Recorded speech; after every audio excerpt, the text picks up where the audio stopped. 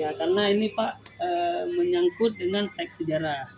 Hanya pada batu nisan ini saja yang menginformasikan bahwasanya ada seorang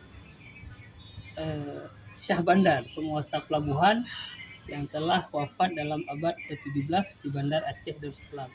Selain dari teks pada batu nisan ini, kita tidak menemukan di literatur apapun. Maka ini kepentingannya menduduki posisi paling atas.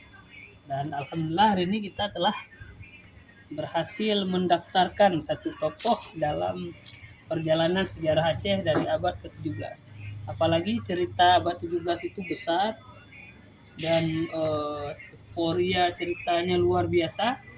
Tapi download Tribun X sekarang, menghadirkan lokal menjadi Indonesia.